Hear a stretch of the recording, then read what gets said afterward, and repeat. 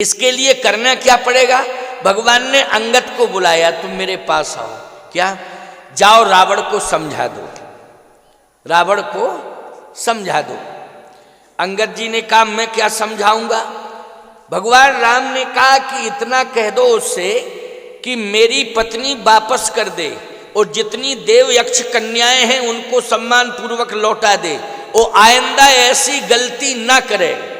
अगर वो अपनी भूल को स्वीकार करता है और प्रायश्चित कर ले, वो पुनरावृत्ति ना करे, गलतियों को दोहराए ना, तो आज भी मैं लंका से वापस अयोध्या चला जाऊंगा और किसी को मारने की कोई जरूरत नहीं पड़ेगी। काज हमार तासुहित होई,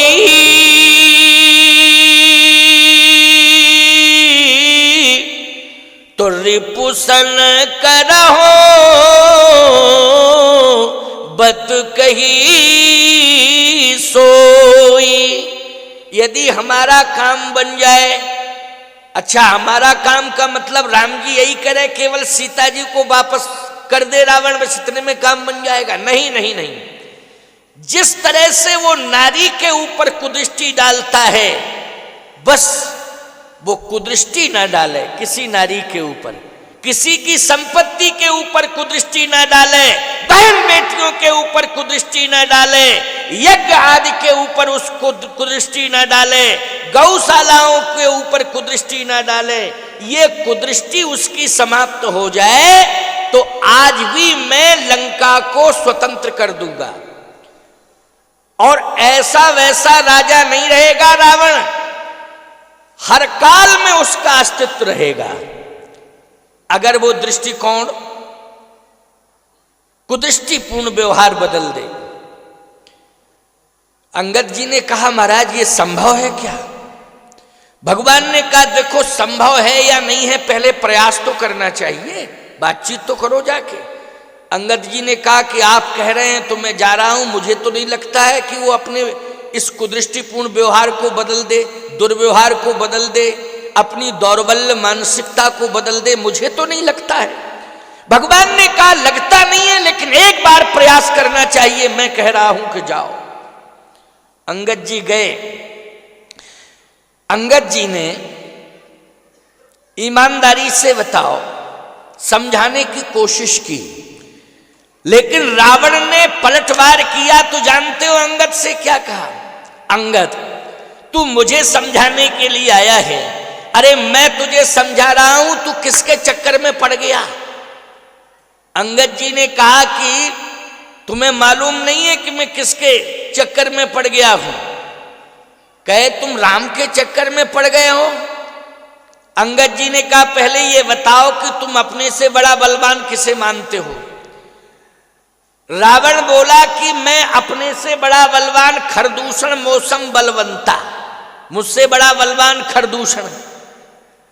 अंगद जी बोले ये बताओ तुमसे बड़ा बलवान खरदूषण था, खरदूषण को मारा किसने? बताओ जल्दी जल्दी बोलो किसने मारा? रावण बोला मारा तो राम ही ने है।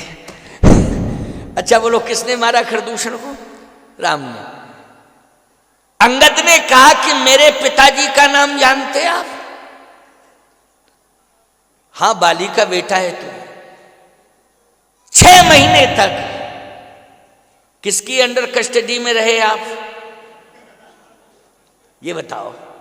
6 महीने तक बंदी बना करके रखा था बाली ने रावण को, और जब रोया गिड़गिड़ाया माफी मांगने लगा तब कहा कि अभी मैं छोड़ रहा हूं लेकिन जमानत पे छोड़ रहा हूं, जब चाहूंगा तब तुझे बुला लूंगा, जब चाहूंगा तब बुला लूंगा।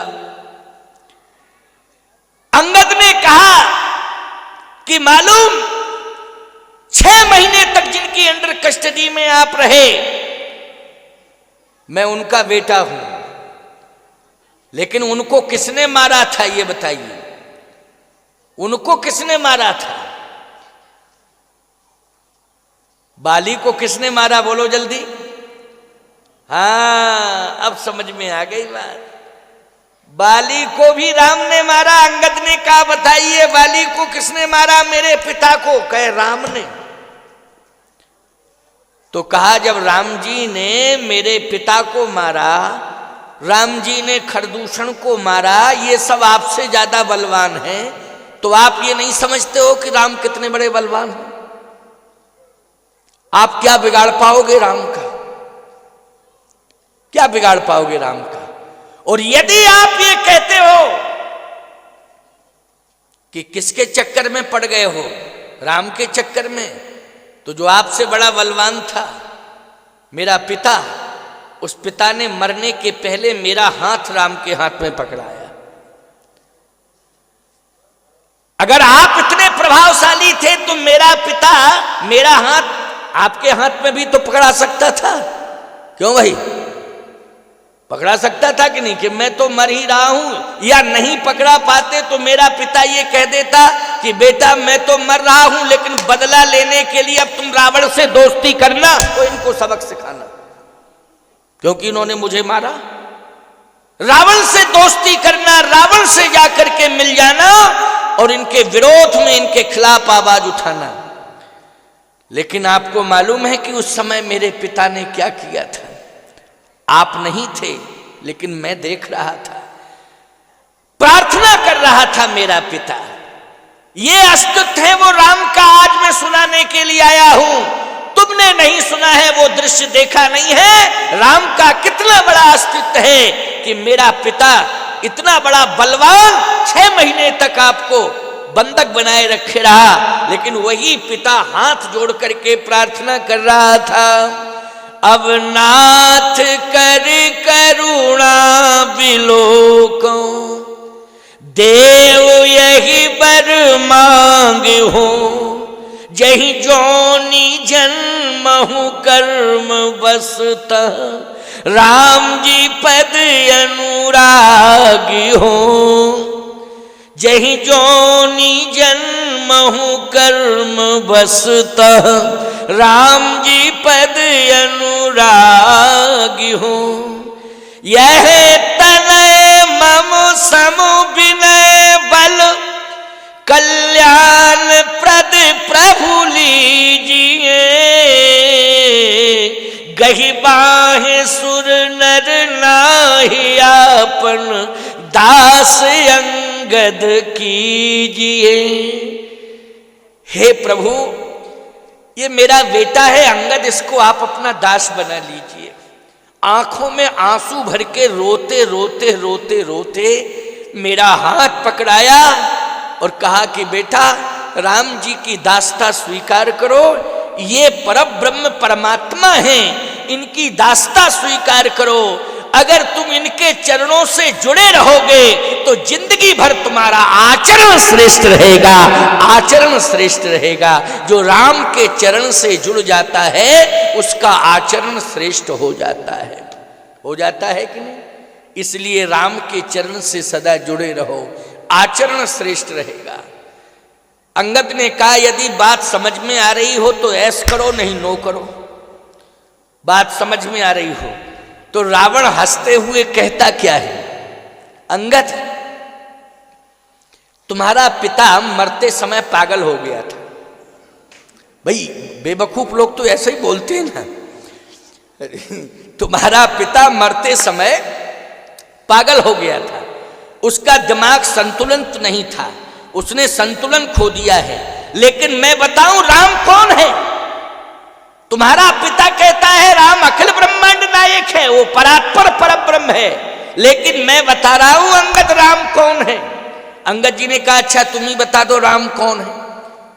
तो रावण कहता है तव प्रभु नारी विरह बलहीना, ओ अनुज तासु दुख दुखी मलीना।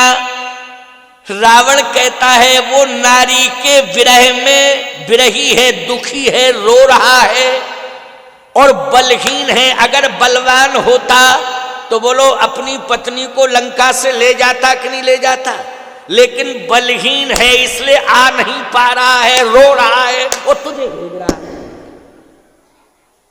अपने से बड़ा बलवान तो तुझे ही मानता है वो, अपने से बड़ा बलवान तो तुझे ही मानता है, इसलिए तुझे भेजा है मेरे पास, खुद हिम्मत नहीं पड़ी आने की। अंगद का दिमाग खराब हो गया सुन के सब। रावण बोला सुनो सुनो और सुनो मेरी बात, आगे तो सुनो। तब प्रभु नारी विरह बलहीना, ओ अनुठी मलीना।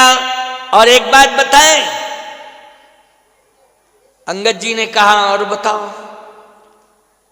एक मेरा भाई चला गया है उसके पास, इतना डरपोक है, इतना कमजोर है वो, इतना कमजोर है वो कि जाकर के इतना कमजोर है कि कमजोरों के साथ मिल गया। भाई पहलवान पहलवान से मिलता, कमजोर कमजोर से मिलता, धनवान धनवान से मिलता है, चोर चोर से मिलता है। रावण की व्याख्या है, क्या करोगे इसके लिए? बोले अंगद तुम जानते नहीं हो चोर किससे मिलता है? बोलो चोर से मिलता है। पहलवान किससे मिलता है? बोले पहलवान से मिलता है। अच्छा डरपोक किससे मिलता है? बोलो। अंगद जी का दिमाग खराब, अंगद का दिमाग। अंगद जी ने कहा एक बात बताओ, समुद्र पर आज तक पुल किसी ने बना पाया? किसी ने बना पाया हो तो बताओ। लेकिन राम जी ने समुद्र पर पुल बनाया कि नहीं? और उनके साथ दो ऐसे विशेषज्ञ हैं कि उन्होंने जो है बिना किसी मटेरियल के ही क्यों पुल का निर्माण करा दिया। शिल्प कर्म, रावण बोला शिल्प कर्म जान ही नल नीला। वो शिल्पी हैं बस, वो नल नील की बात कर रहे हो। लेकिन सत्य तो यह है अंगद, पुल का निर्माण भले ही राम ने कर दिया हो, लेकिन पुल की व्यवस्था, पुल का मटेरियल तो मेरे पास पहले से ही रखा था, लेकिन टाइम नहीं मिला इसलिए पुल नहीं बन पाया। टाइम की कमी थी बस, टाइम नहीं मिला। बाकी सिस्टम तो सब तैयार था, कंप्लीट ही था, लेकिन टाइम नहीं है। अब व्यस्त लाइफ है, क्या करूं? व्यस्त लाइफ में वो तो फालतू के फुर्सत में घूमते फिर रहे हैं, और समुद्र पर पुल बना देना कोई बड़ी बात नहीं है। तुम्हें मालूम है तुम्हारा स्वामी राम पुल बन गया तब लंका में आ पाया, लेकिन उसकी पत्नी को जब पुल का निर्माण नहीं हुआ था तब उसकी पत्नी को लेके मैं लंका आ गया था। क्या जरूरत मुझे पुल की? मेरा बिना ही पुल के काम चलता है। लेकिन तेरे राम का बिना पुल के काम नहीं चला। बोलो चला, पुल बना तभी आया कि नहीं? अंगद जी बोले एक बात बताओ, तुम सेंस में हो कि नहीं? राम जी का एक सेवक आया था बिना पुल के कि नहीं? क्यों भाई? राम जी का एक सेवक जो है, बोलो बिना पुल के आया था कि नहीं? रावण बोला आया था। कौन सा सेवक? अरे सेवक, लंका में आग किसने लगाई थी? लंका में आग किसने लगाई थी ये बताओ? वही तो राम जी का सेवक है। पुल बना था कि बिना पुल के आया था? कहे वो तो बिना ही पुल के आया था। कहा लंका में पूरी आग लगा के चला गया, लेकिन तुमने उस राम के सेवक का कुछ बिगाड़ पाया? बोलो बिगाड़ पाया हो तो बताओ। और तुमसे बड़ा मूर्ख संसार में कोई नहीं है। एक बात और सुनो, अब जो भी करना चाहो मेरा सो कर लो, मैं फैसला लेने के लिए और देने के लिए आया हूं। तुमसे बड़ा मूर्ख संसार में कोई दूसरा नहीं है। रावण बोला मैं विद्वान हूं, संसार का सबसे बड़ा विद्वान तो मैं ही हूं, और विद्वान को मूर्ख क्यों बोल रहे हो? अंगद जी बोले पहले सुन लो मेरी बात, तुम कहते हो लेकिन मूर्ख हो। रावण बोला कैसे? अंगद जी बोले ऐसे कि राम जी का सेवक आया था यहां, आया था। लंका में आग लगी, क्या वो तेल घी लेके आया था? माचिस दिया सलाई लेके आया था? साथ में सब कुछ तुम्ही ने उपलब्ध कराया।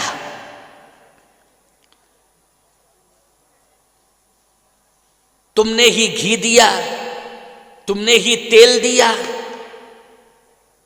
तुम्हारा ही लेबर चार्ज, और पूरी लंका फुकवा बैठे तुम अपनी।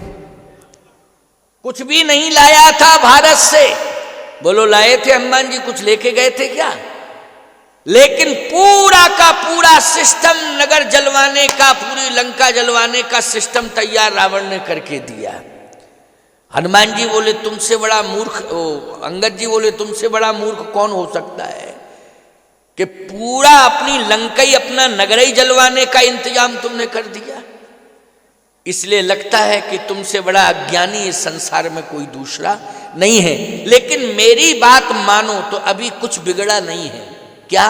सम्मान पूर्वक मंदोदरी के साथ चलो। सम्मान पूर्वक जो है मां जानकी को प्रभु राम के हाथों में सौंप दो। विश्वास रखो, तुम्हारी सत्ता अक्षुण हो जाएगी, तुम राजा रहोगे, कभी भी लंका का कहीं विनाश नहीं होगा। मेरी बात मानो, कभी भी विनाश नहीं हो सकता है, तुम्हारी सत्ता अक्षुण रहेगी। रावण कहता है हमको शिक्षा देने के लिए आया तू? राम को अगर बलवान मानता है तो ये तेरा भ्रम है। अंगद ने कहा कि सुनो मेरी बात, वो तो मेरे स्वामी हैं, लेकिन मैं ही तुम्हें चैलेंज देता हूं। रावण बोला मुझे क्या चैलेंज दे रहा है तू? अंगद ने कहा जो मम चरण सके सठटारी, तो फिर राम सीता में हारी। अंगद ने कहा कि मेरा पैर यदि तेरी सभा में कोई उठा दे तो मैं मान लूंगा कि तेरी सभा में बलवान है। रावण ने राक्षसों से कहा कि राक्षसों पैर उठा के फेंक दो इसका, इसी को उठा के फेंक दो सभा से। पैर की बात छोड़ो, इसको उठा के फेंक दो सभा से। राक्षसों ने पूरी ताकत लगा ली, लेकिन बोलो अंगद के पैर को उठा पाए क्या कोई? अंगद के पैर को उठा पाए? नहीं उठा पाए। आप कहो महाराज अंगद इतने बलवान थे? अंगद जी इतने बलवान थे कि उनके पैर को कोई उठा नहीं पा रहा था? सीधी सी बात यह है कि अंगद के पैर को पकड़े थी पृथ्वी मां। अब जब पृथ्वी ही पकड़ ले तो मैं पृथ्वी के किसको उठाए? पृथ्वी को उठावे पहले तो किसमें ताकत है? अंगद के पैर को पकड़े थी पृथ्वी मां, क्योंकि अंगद ने पृथ्वी की पुत्री सीता को दांव पे लगा दिया था। जो मम चरण सके सठटारी, तो फिर राम सीता में हारी। तो अब अंगद जी के पैर को सारे राक्षस लग गए, लेकिन कोई हिला नहीं पाए। रावण ने कहा खाते हो लेकिन ताकत नहीं रखते हो, हटो एक तरफ। सब राक्षसों को इधर उधर किया और रावण जैसे ही उठा, याद रखना प्यारे, जैसे ही रावण उठा और अंगद की ओर आया और जैसे ही सिर झुका के अंगद का पैर पकड़ने लगा तो अंगद जी ने अपना पैर हटा लिया। रावण बोला पैर क्यों हटा रहा है तू? अंगद ने कहा इसलिए कि तू कर क्या रहा है। रावण बोला तेरा पैर पकड़ रहा हूं। अंगद बोले मूर्ख है कि नहीं, मेरे पैर पकड़ने से तेरा कल्याण नहीं होगा, प्रभु राम के पैरों को अगर तू पकड़ ले तो तेरा कल्याण हो जाएगा। और वास्तव में जैसे ही झुका तो उसके मुकुट गिर गए। भाई झुकेगा तो मुकुट गिरेंगे ही, तो 10 मुकुट थे तो 10 मुकुट नीचे गिर गए। और जैसे ही 10 गिरे तो अंगद जी ने 4 मुकुट उठाए और 4 मुकुट उठा के फेंक दिए, वो भगवान के पास पहुंच गए। अब रावण ने 6 मुकुट बचे, क्योंकि 10 थे, 4 तो अंगद जी ने फेंक ही दिए, राम जी के पास पहुंच गए। अब बचे 6, तो रावण ने 6 उठाए जल्दी जल्दी में और 6 सिर पर 6 मुकुट रख लिए और फिर सिंहासन पे बैठ गया। अंगद जी ने कहा तुमसे बड़ा मूर्ख है दुनिया में? जब 10 सिर हैं और मुकुट 6 हैं, तो रावण बोला कि थे तो 10, लेकिन वो 4 पता नहीं कहां चले गए। थे तो 10 ही, लेकिन अब वो 4 पता नहीं कहां चले गए, तो 6 तो हैं। अंगद जी ने कहा जब 10 सिर हैं 4 नहीं है तो 4 का इंतजाम तो कर लो, पहले 10 हो जाए तब तो रखना चाहिए। अच्छा एक बात बताओ भैया, तुम ईमानदारी से बोलो,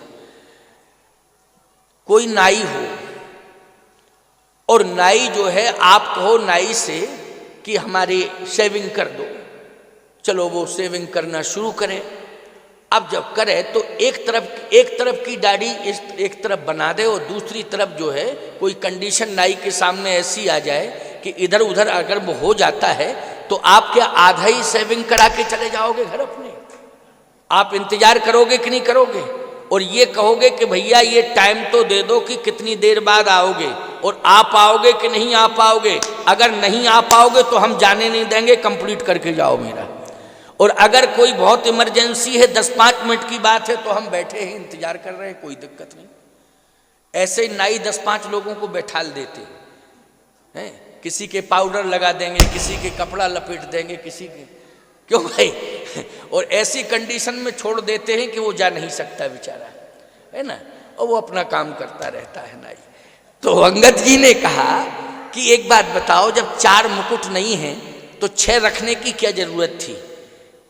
अपने भवन में जाते और इंतजाम करके 4 मुकुट का ले आते और फिर 10 मुकुट रख के बैठ जाते सिंहासन पर।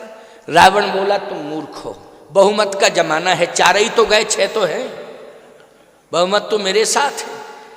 अंगद जी ने कहा रावण तुम अपने को विद्वान मानते हो, बलवान मानते हो, धनवान मानते हो, लेकिन सत्य तो यह है कि तुम चरित्रवान नहीं हो, तुम्हारा चारित्रिक पतन हो चुका है। और जिस राजा का चारित्रिक पतन हो जाता है, याद रखना उस राजा के जीवन से 4 नीतियां चली जाती हैं। तुम अगर विद्वान होते तो समझ लेते कि 4 मुकुट नहीं थे, ये 4 नीतियां थी जो हमसे दूर हो गई हैं। अब निश्चित है कि मेरा पतन होने वाला है। 4 नीतियां कौन? अंगद जी ने कहा मुकुट 5 भी तो जा सकते थे, मुकुट 6 भी जा सकते थे, या मुकुट 1 जा सकता था, मुकुट 2 जा सकते थे, लेकिन मुकुट 4 ही क्यों गए? इसलिए कि ये 4 नीतियां हैं साम दाम और दंड विभेदा, और नृपुर बसत नाथ कह बेदा। ये साम दाम दंड भेद, ये 4 प्रकार की नीतियां होती हैं। राजा के पास ये 4 प्रकार की नीतियां तब तक रहती हैं जब तक राजा धर्मवान हो जाता है। ये 4 नीतियां उसका त्याग कर देती हैं और उसका पतन होने लगता है। रावण ने कहा एक बात बताओ, ये 4 नीतियां आती कहां से हैं? आती कहां से हैं? अंगद कहता है ये 4 नीतियां आती हैं भगवान की कृपा से। किसकी? तो अंगद जी ने कहा इसलिए तो हम कह रहे हैं कि भगवान मेरे साथ चलो मंदोदरी को लेके, और सीता जी का हाथ उस भगवान के हाथ में सौंप दो। ये 4 नीतियां उसी ने दी थी, उसी के पास चली गई। और यदि तुम हमारी बात मान करके मंदोदरी को साथ लेकर के सम्मान पूर्वक भगवती सीता को सम्मान पूर्वक ले जाओगे प्रभु के हाथों में, जिस दिन सौंप दोगे उसी दिन ये 4 नीतियां परमात्मा तुम्हें वापस लौटा देगा, अगर मेरी बात मानो तो। रावण बोला हमें नीतियों की जरूरत नहीं है, हमें नीतियों की आवश्यकता नहीं है। अंगद ने कहा अगर तुम्हें नीतियों की आवश्यकता नहीं है तो फिर तुम्हें इस धरती पर जिंदा रहने का कोई अधिकार नहीं है। इस धरती पर जिंदा रहने का भी कोई अधिकार नहीं है। और इतना ललकार के अंगद डांट के रावण को चला आया।